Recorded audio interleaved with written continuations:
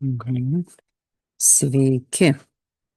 Nutarėme tarpusavyje pasitarę atsispirti nuo Gabijos Mieliauskaitės pranešimo, kuris nuskambėjo pedagoginių studijų vakare, nesenstančios ugdymo tiesos šiandieninėme pasaulyje. Tai mes pasitarę nutarėme dar giliau nerti į šitą pateiktą medžiagą, labai unikalią medžiagą pateikė Gabija. Ir jinai tikrai nardo po gilius vandenis. Tai po mūsų pasitarimo mes norime su jumis pasidalinti savo mintimis ir praktikomis, kaip šitą medžiagą visą dar labiau įžeminti, kaip per mūsų mokyklos patirtį, praktiką pateikti, ką mes darom ir mes ko nedarom. Ir dabar tiesiog jūsų dėmesiui atviras toks mūsų dialogas, diskusija, einant per tą pristatytą Gabijos Mieliauskaitės, mūsų mentorės medžiagą.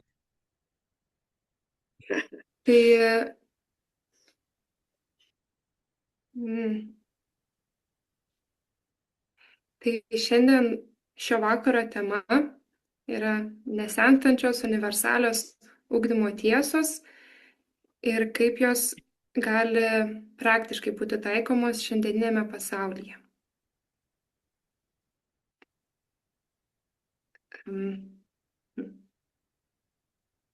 Šį vakarą vedu aš, Gabija Kmieliauskaitė, dirbu mentore Žaliojoje gamtos mokykloje. Ir šiandien pristatymę įpinsiu ir pateiksiu pavyzdžių iš mūsų ugdymo praktikos, iš metodų, kuriuos taikome mokykloje. Tai turėsim ir tokios gal labiau teorinės dalies, šiek tiek ir tokių filosofinių įžvalgų. Tai vienas iš mūsų tikslų būtų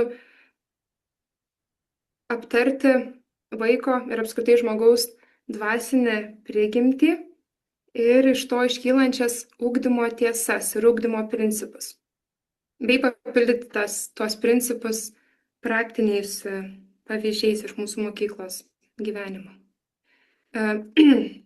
Temos, kurias mes paliesim, tai pasižiūrėsim į filosofo Vydūno įskirtą žmogaus dvasinę sandarą, bei pažvelgsim į žmogaus prigimties prieštaringumą. Taip pat pasižiūrėsim į prievartos ir laisvės tokį konfliktą, priešpriešą pedagogo darbe. Taip pat pažvelgsim į tokį laimės ir laisvės sankirtą lytinėme švietime ir lytinėme ugdyme, lytiškumo ugdyme, bei taip pat pasižiūrėsim į šių dienų tradicinės Lietuvos švietimo sistemos padėtį, bei kas reikalinga ugdytojų, pedagogų pasiruošimui, tinkamam, reikiamam ugdytojų pasiruošimui. Ir dar paminėsiu, kad nemažą dalį medžiagos ėmiau iš edukologijos tokio profesoriaus Kęstučio Pukelio knygos Mokytojų rengimas ir filosofinės studijos, kuriuose jisai kalba apie tai, kad filosofinės studijos turėtų privalomai būti įtrauktos į mokytojų rengimą, nes tas filosofinis žvilgsnis yra kaip svarbi pedagogo asmenybės dalis turėtų būti. Tai pirmiausia pasižiūrėsim į tokią gal, užvadinau pirmą temą vaikas tai dvasinis įsikūnijimas, bet labiau pasižiūrėsim apskritai į žmogaus tą dvasinę prigimtį. Tai Vydūnas, mūsų tautos išminčius, filosofas, pedagogas ir dar daug kitų apibūdinimų jam tiktų, yra išskyręs štai tokią dešinėje pusėje matomą žmogaus sandarą, bet gal prieš gilinantis į ją truputį apie patį Vydūną, tai mūsų mokykloje Vydūnas yra svarbi asmenybė, drįsčiau teikti. Praeitus metus, net ne vienus, jau antrus metus, ši asmenybė lydi vaikus ugdymo procese, rytinio aptarimų metu gilinamės ir į jo citatas, į jo mintis užrašytas. Taip pat vaikai susipažino su Vydūno biografija, jo asmenybė, jo gyvenimu. Vykome į Kintose esantį Vydūno muziejų, pažinti dar iš arčiau šią asmenybę. Tai Vydūnas vienas iš tokių palydėtojų mūsų yra ugdyme. Tai Vydūnas išskyrė šios keturis lyg žmogaus tokius sluoksnius ir pavadino juos gyvatomis. Gal kiek neįprastas mums dabar kasdienai pavadinimas, bet Vydūnas tokį išsireiškimą vartojo. Ir tai išsiskyrė, kad yra 4 šie sluoksniai. Kūno gyvata, mūsų fizinis kūnas, jausmų gyvata, minčių gyvata ir dvasia siela. Šitą jausmų gyvatą ir minčių gyvatą Vydūnas būna ir apjungia nemažai savo raštuose, nes šios dvi sritys įtakoja betarpiškai viena kitą. O štai dvasia siela dar įskiria kaip esmingąjį aš, kaip tokią nepajudinamą žmogaus sritį. Ir būtent dvasioje sieloje, jau čia žvelgiant iš pedagoginės pusės, glūdi prigimtinis žmogaus polinkis į gėrį. Ir šita vaiko sielos polinkis į gėrį yra viena iš pagrindinių tokių pedagogui atramos taškų ugdyme veikiant.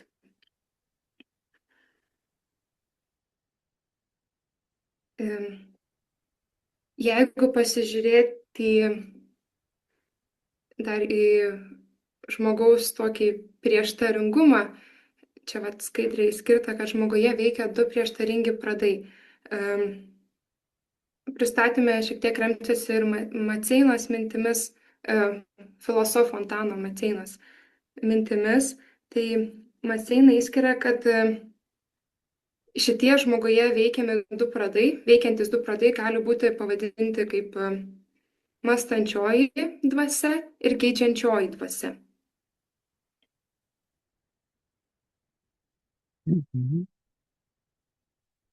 Labai gilus toks pristatymas, kaip jį įžeminti, paprastinti. Filosofinis, gilus pristatymas, kaip kelrodė žvaigždė visiems. Ir mūsų mokyklai tai labai tikrai yra stipriai pasirinktas Vydūno pateiktas kelias. Tai, kad Gabija ragini mokytis iš tokio šviesuolio kaip Vydūnas, tai yra labai naudinga. Ir iš esmės mes visi esame viena, kaip vandens kelias yra negarais pavirsta, vėl keliauja, kol lietumi ir vėl į žemę. Taip ir žmogus, dvasinis įsikūnijimas, jisai ne tik žemės gyventojas, jisai ir gyventojas yra anapusinio gyvenimo, tai siela, dvasia amžina ir sako, kad mes visi galim turėti amžiną gyvenimą ir galim visiškai susinaikinti.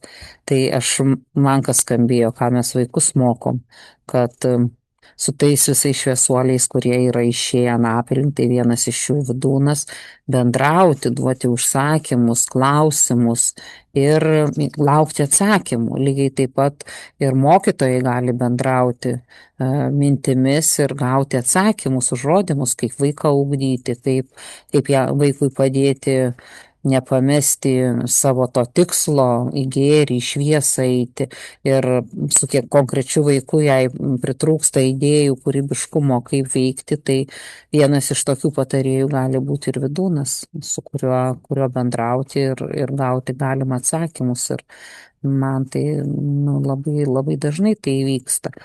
Tai mes kreipiamės ir tada gauname, jei mums jų reikia, jie ateina ir iš esmės visi esame viena. Tai, tai matau, dar Indrė gerų dalykų pasižymėjo ir Gabija dar gal kažką norėsi, ar mus paprovokuot kažką pasisakyti. Tai vaikai sakom, kad turi žemesnė aukštesnė prigimti ir žemesniai prigimčiai daug valios pastangų nereikia vystytis, tiesiog norais, malonumais ir viskas.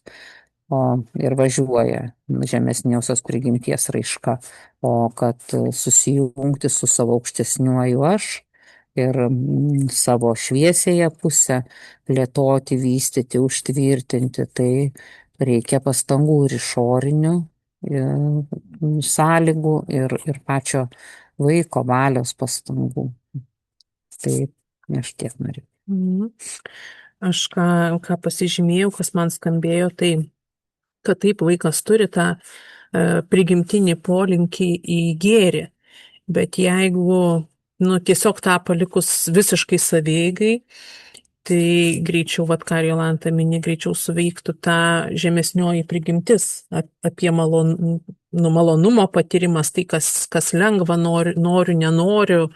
O mes mokykloje mokinam, kaip esame vardinę, norų valdymo programos.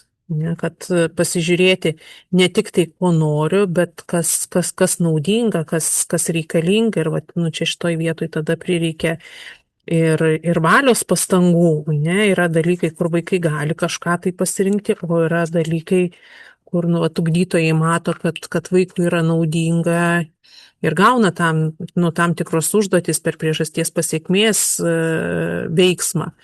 Kaip pavyzdys, tarkim, vaikai pas mus turi galimybę vietinę mokyklos valiutą susimokėti už vaikų neatliktą darbą, kažkokią tai užduotį savarankišką, kažkokio įsipareigojimo atlikimą. Bet ta užduotis jinai niekur neprapuola, tai tarsi laiko atidėjimas ir paskui vaikas vis tiek turi tą užduotį atlikti. Jeigu jinai neatliekama, tai įsijungia sekantis, kaip čia pasakyti, lygmuo poveikio, disciplina, pozityvioji disciplina ir vaikai, aišku, žino, kada, kuri disciplinos priemonė įsijungs. Jiem aiškus algoritmai. Taip, jie viską labai aiškiai žino, kas jiem irgi sukuria aiškumą, saugumą ir tada jie turi tą laisvę pasirinkti. Ir įsijungia ta vadinamoji karma joga, tai yra pasitarnavimas bendruomenėje, arba galim pasakyti kitaip, viešieji darbai bendruomenėje, kurie pagerintų mokyklos aplinką, gerbuvį, pasitarnavimą kitiem, tarkim, lapų išgrėbimas, tako nušlavimas, ar kažkokie kiti darbai, ne? Tai, kad ta valia pasireikštų. Tai, ugdytojo užduotis, aš manau, ir yra tada pas mus mokykloje sukurti tam tikras aplinkas, kad tikrai vaikas keliautų paskui tą prigimtinį polinkį į gėrį.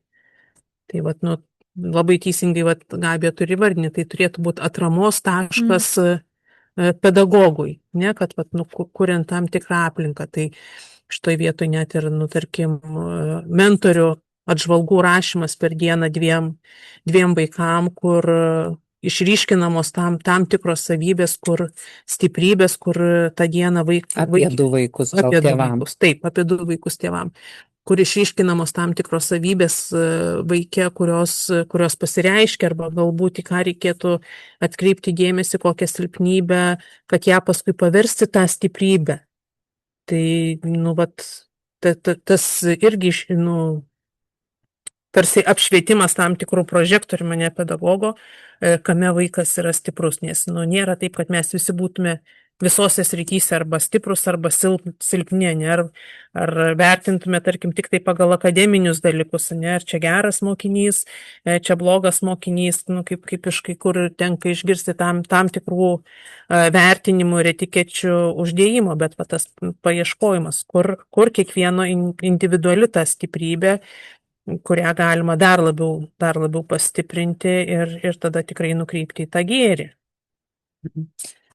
Taip, dar tik tai pridėt norėčiau, kad ir ugdytojai ugdytojams rašo irgi padėkas ir pasidžiaugimus kartu dirbant, ne ką pastebėjo, ką nori paklausti, apie ką nori padiskutuoti, ar ko nori paprašyti, ar ką nors nori pasiūlyti. Nes tokie viengubi standartai, kad aš ir kolegą matau per pozityvius akinius, ne, ir vaikus matau. Tai tada mes ir auginam tą dieviškąjį pradą. O jei būtų tik tai kažkur tai, kad to dirbtinumo mažiau būtų, kad mes tokias gyvenimo sąlygas čia ir kurtumėm mokykloje, viengubai standartais, kad vieni kitus maitintumėm to gerumu, pastabumu, dėkingumu, tikėjimu ir palaikymu. Tai labai svarbu, vaikai pamato tada, kad čia neapsimetinėjama, o iš tikrųjų taip gyvenama. Tai labai dažnai tiek, kiek pasiekęs yra pedagogas ugdytojas, tas labai stipriai išryškėja vaikų klasėje, vaikų grupėje. Tai kiekvienas gali pasimatuoti, pasilikęs, kame jisai yra, nes vaikai atspindi, linkę vaikai atspindėti. Arba jie susijungia dar su aukštesniu savo dažniu, nes pas ugdytoją aukštesnis dažnis ir jie stiebėsi. Tai va šitie dalykai irgi labai labai stipriai pas mus gali gyvuoti ir plėtotis. Tai jeigu papildyčiau apie mentorių vienas kitam atžvilgas paminėjai, kaip kolegų vienas kitam atžvilgas, tai jos irgi, gal tas akcentas į tų tokių pozityvių išraiškų pastebėjimų, bet lygiai taip pat vyksta ir atviras kalbėjimasis apie pastebėjimų ir sekimų vienas kitam, kažkokių iškilusius darbė situacijų aptarimą, kuomet tas principas, ar ne, kad tos aukštesniosios prigimties žadinimas vyksta ne tik vaikų atžvilgių, bet ir mentorių tarpusavio vienas kito atžvilgių. Vyksta tas augimas veikiant vieną šalia kito. Mokymasis vienų su kitais ir iš kitų, ne? Savo potencialo išnaudojimas vietinio, o ne tik važiuoti kažkur į mokymus, kažką parsinešti, gal net ir netinkamo visai, išauktus marškinius kokius parnešta, ne, ir vis važiuoti.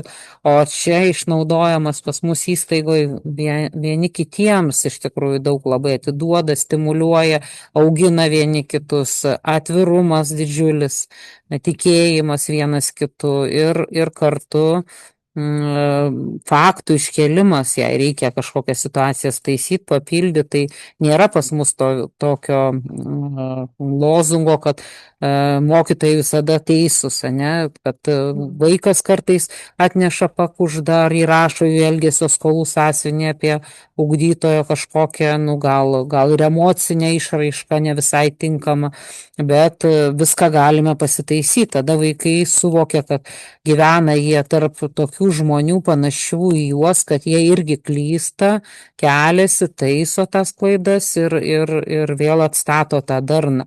Nes jei mokykloje geras mikroklimatas, darna, ne, darnus santykiai, darnus ryšiai, tai aš iškart sakyčiau melas, nes jie banguojantis, jie banguoja, kažkiek tai sutrinka, bet svarbu, kad vėl tikslas yra atstatyti, vėl tą darna harmoniją džiaugtis, bet jinai būna ir pametama, ir išplaukia, ir kažkaip užspaudžiama, ir vėl turi būti sugrąžinama. Mūsų visų tikslas tas, kad mes dvasiniai įsikūnymai ir mes norim, kad gyventų šviesa, ir kaip Vidūnas sako, jūs kaip ten apie ne šviesos būtybės, jisai kitaip, saulėti žmonės vadina. Tai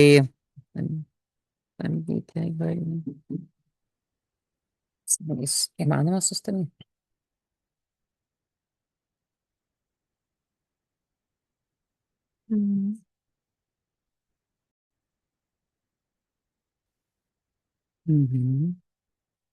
Tai kalbam, kad labai svarbu vietinis tas potencialas, kad būtų išnaudotas ir ne tik į kažkokias svetimas lankas lėktumėm parsinešti, bet čia pilnai vieni su kitais apsijungtumėm, vieni su kitais dalintumėm savo patirtim, savo pasauliu vidiniu, savo įžvalgom, savo klausimais. Ir tai daug stipriau augina, negu tik tai lakioti nuo vieno projekto prie kito. Realiai tada gaunasi, kad mokymasis per praktiką, per patirtį iš tų realių situacijų, nereikia sukurti kažkokių tai dirbtinių, teorinių situacijų, bet jos tada labai gyvos ir savos, ir tas mokymasis tada gaunasi visais kūnais, nes tai tikrai paliečia ir mintis, ir jausmus, ir valią, kur paskui reikia tam tikrus žingsnius daryti, nes įvykus situacijai gali ir viduj jausmai subanguoti, ir kaip įraše Gabija dalinaisi, ne, kad mintis ir jausmai tarpusavėje labai susiję, ne. Tai ar leisim paskui ten mintim išsibujoti, išsikeroti, ar sugebėsim jas suvaldyti, ar sugebėsim savo emocijas irgi kaip arklius kokius suvaldyti. Ir pasidarė vienas ar kitas išvadas paskui, valios pastangom eiti ir ar taisyti, ar net ir tas pats pokalbis, ar parašymas, ar kolegai, tarkim, tos pačios atžvalgos, ne. Tai irgi jau ta valios išraiška, kad aš jau žingsnį darau, ir jisai ne visada būna malonus ir patogus, nes iškeliant kažkokią tai aktualiją. Dar apie sąžinės sąskaitą gal gali, Indrė, ir parodyti ekrane mūsų elgesio skolų sąsiuvinys, kur iš tikrųjų jį yra įrašoma. Čia ne tik mokiniams skirtas, čia mums visiems prisiminti, kad čia ir dabar mes neįspręsim situacijos, nes turim savo planą ir bendruomenės poreikiai yra aukščiau už kiekvieno mūsų tik tai žmogaus asmeninį poreikį ar lūkestį ar norą. Galima atidėti, išlaukti, dviejų net poreikių negalima vienu metu patenkinti, tai kaip galima bendruomeniai 20-30 žmonių vienu metu poreikius patenkinti. Vadinasi, turim išmokti poreikį, sulaikyti, atidėti, pagėdėti, ne, ir vėl žinoti, kad aiškiai bus sugrįžtama prie to, o beje, kiekvienas bendruomenės narys gali šitą sąsiuvinį užrašyti, jei kažkokia buvo pasimiršus situacija, o vėliau jinai išnyra, tai nėra jokio senaties termino ir galima visas apžiūrėti ir išspręsti. Tai ta sąžinės sąskaita, kad dvasiškai mes tobulėtumėm, tai reikia daryti sąžinės sąskaitą. Tai vadinasi, jei aš su kažkuo bjauriai pasielgiau, vadinasi, arba atsainiai, arba kažko nepadariau, o turėjau padaryti. Tai galima sugrąžinti, atsukti tą laiko ratą, sugrąžinti tą situaciją, apžiūrėti ją, susitvarkyti ir siekti, kad laimėtumėm visi, o ne kažkas tik įrodytų, parodytų, arba savo galią demonstruotų. Tai dar ką aš pastebiu, kad labai svarbu suteikti žmogui, pavyzdžiui, buvo sudėtingos situacijos su kokiu nors vaiku, labai reikėjo nemažai amortizuoti jo išmetamų sunkių emocijų, ar kažkokius sunkius išgyvenimus, padėti vaikui išsikrauti. Ir tikrai psichologiškai reikėjo daug jėgų, pastangų, tai mūsų darbuotojas turi teisę atsitraukti valandai, kartais ir 2, arba tiesiog jo gyvenime emocijų yra kažkas tai įvyko tokio ir ta diena sunki, tai persiorientuoti, kažkas stos vietoj jo, kažką pakeisim, kažką padarysim, bet žmogus, jei mes sakom vaikas aukščiausia vertybė, tai šalia turėtumėm pasakyti žmogus aukščiausia vertybė ir jei siekiam amžino gyvenimo, tai reikia ir kurti tam amžiną gyvenimą, jisai nebus taip tiesiog, kad nusileido iš kažkur ir čia viskas funkcionuoja. Ta turim sukurti mes vieni su kitais. Tai aš matau, kad visai puikiai mums sekasi kurti. Tai nereiškia, kad mes problemų neturim, bet už problemų pas mus stovi galimybės. Aš, jeigu galiu dar kilo irgi minčių, bet apie tą sakai, kad už mūsų praktikoje veikimo už problemų stovi galimybės, tai reiškia, kad tas mokymas jis vyksta per patirtį ir per išgyventus dalykus, kaip Indrė sakei, ar ne čia skirti tie lygmenys, kuomet jausmų lygmenyje vis pirma yra išgyventa, ne patirtis kažkokia situacija, tuomet tas protų jos apžiūrėjimas ir mokymasis iš tos situacijos daug gyvesnis įvyksta, vardant to, kad dvasia siela gautų peno augimui. Ir dar viena mintis, ką tu, Jolanta, įvardinai, kad taip situacijos sprendžiamas, apžiūrimas, bet tai nereiškia, kad mes visą laiką gyvenam darnoje. Ir, kaip ta kelrodė žvaigždėtos aukštesniosios prigimties vaike auginimas, bet tam, kad tai įvyktų, vaikas turėjo susidurti su sugadinęs sumaištimi, su nepasitenkinimu, nes tik per tai gali ir vykti, sąrėmis. Jo. Spaudimas. Augimas turi būti susijęs su sąrėmiais. Ir kiek iš tiesų reikia sąlygų, turėti sąlygų, kad vaikas turėtų erdvę, kur susidurti su savimi, ar ne, susitikti su tomis iššūkį keliančiomis situacijomis, per kurias jisai ir gali ugdytis tą prigimtis, nes tai reiškia, kad jisai turi turėti erdvę susidurti su savo šaltomis emocijomis, turėti palydėjimą per jas pereiti, ar ne, atrasti naujus požiūrio taškus. Tai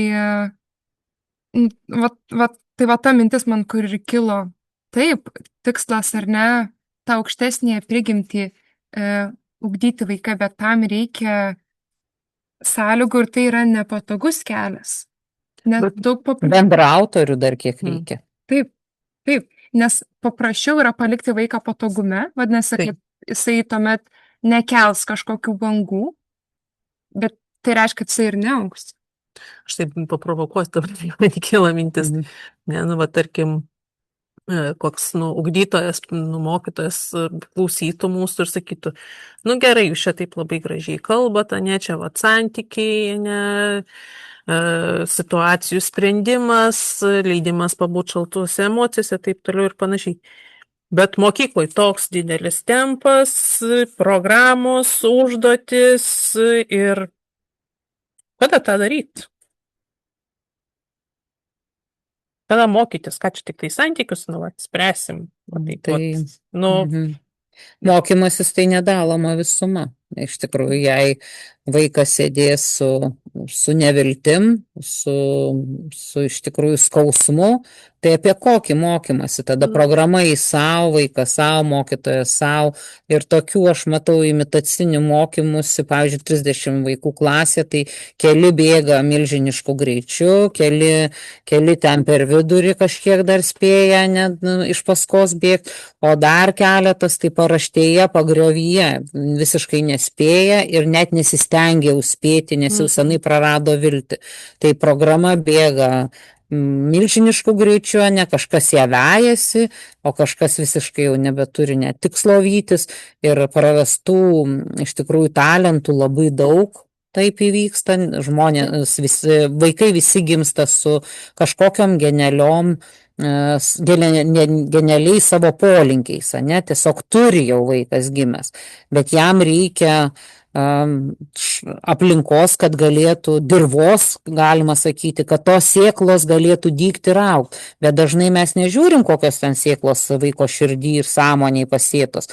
Mes prisėjom savo kanapių, ten balanų, dilgėlių, dar ko nors ir viską darome, kad jos išaugtų ir kad jos subujotų ir jos užgoštų tas prigimtinės vaiko sėklas jo širdyje ir sąmonėje.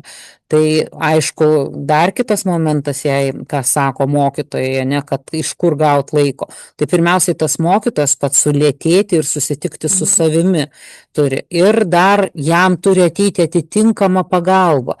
Iš mokytojo reikalauti, kuris vienas, kad per 45 minutės turi atnešti žinias, pasiekti rezultatą ir tas yra suskaldytas ugdymo visas procesas, 45 minutės skambutis, mokytojas nepabaigė sakinio, vaikai išėjo ir va taip besisukanti ta visa ruletė, iš tikrųjų jinai vertybių ir žmogaus aukštesnės prigimties negali lavinti, lieka faktiškai viskas ant tėvų pečių.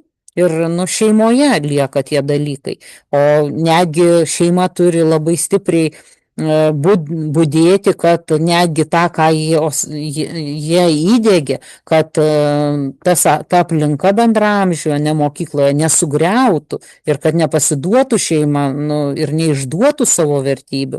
Tai mokytojui reikia pagalbos konkrečios, ne kabinetinių psichologų ir ne kabinetinių socialinių darbuotojų, o kas yra, pavyzdžiui, Žaliojoje gamtos mokykloje ir po gero gal ir kitose, tai nėra mokymo procesas sugraduotas, dirba 2 mentoriai, kurie padeda mokytojui, mokytojas dirba su tais, kurie motyvuoti, o mentoriai padeda ne tik mokytojui, bet padeda kiekvienam vaikui.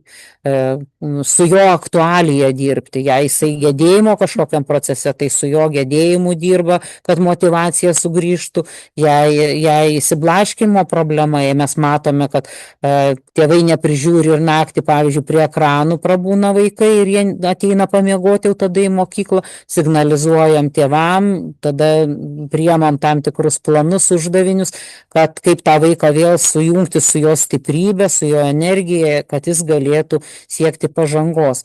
Tai ir dar dažnu atveju dar iš personalo ateina pagalbinio, kartais vienu metu dirba 7, kokie 6 žmonės, nes tą dieną tiek aktualijų būna.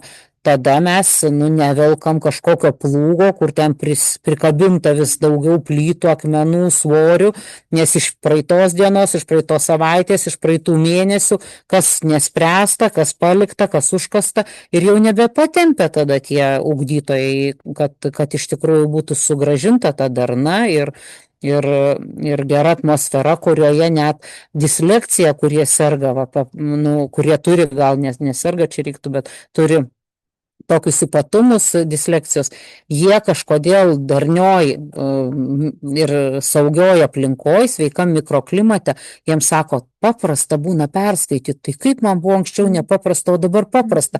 Jiem net nebešoka raidės ir daug tokių atvejų žinom.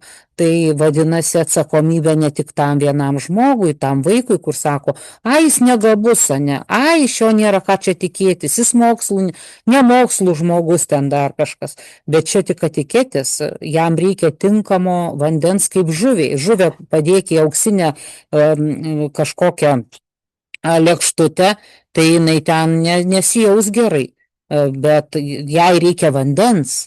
ane, tai vaikui reikia tinkamo mikroklimato, kad jis galėtų vystytis, kad jo siela, dvasia galėtų žydėti, spindėti, o jei užtemsta, tai per tą užtemimą turi kažkas pravesti, pasitikėk, viskas vėl švies ir žydės, taip kaip po žiemos pavasaris, taip ir mumyse gali ir karščiausia vasara gali užeiti labai šalta žiema, labai tamsi naktis. Ir mes vieni kitiems sukurti tam, kad padėtumėm praeiti. Žmogui reikia žmogaus, o ne tik po vienu stogu būti, ne tik vieną programą įsisavinti ir ne tik reikalauti. Ne?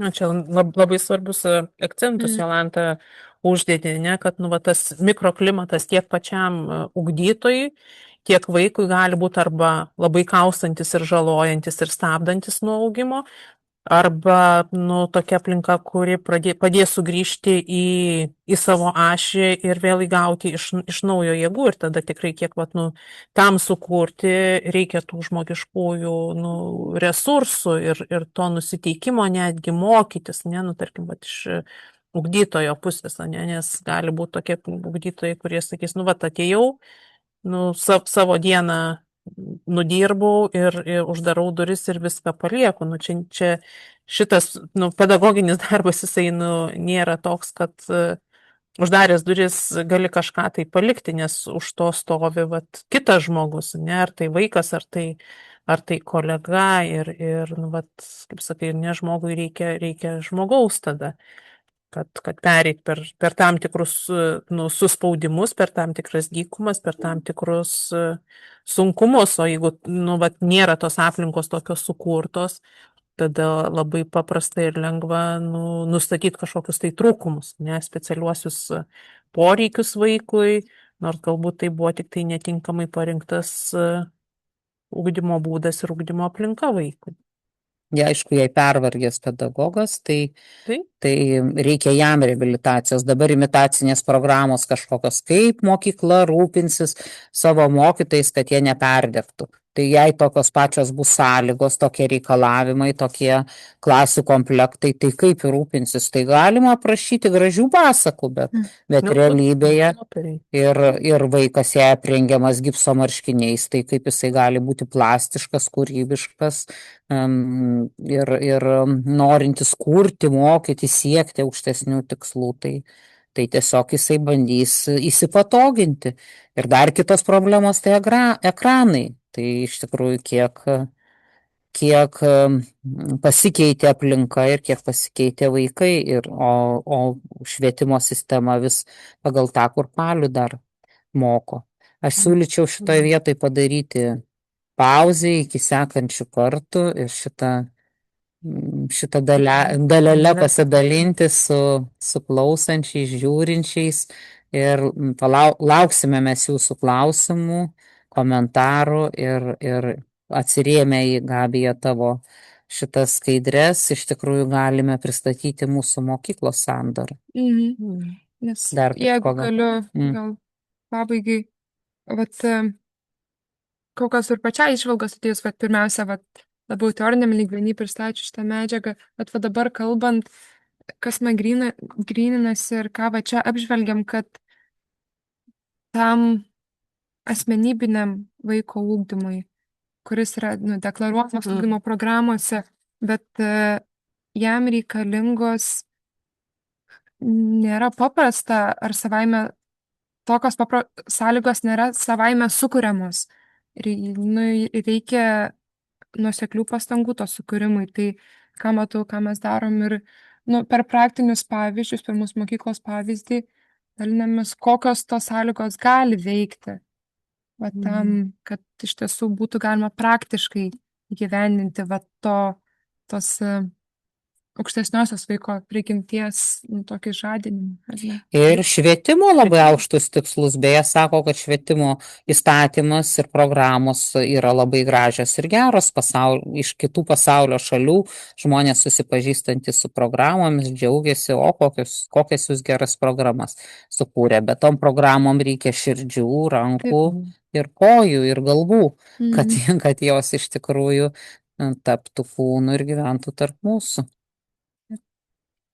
Tai ką, tada šitoj vietoj Mhm. Dedam Sakom tašką. ačiū, kad Ačiū. klausėt ir iki kitų kartų. Bus antra dalis.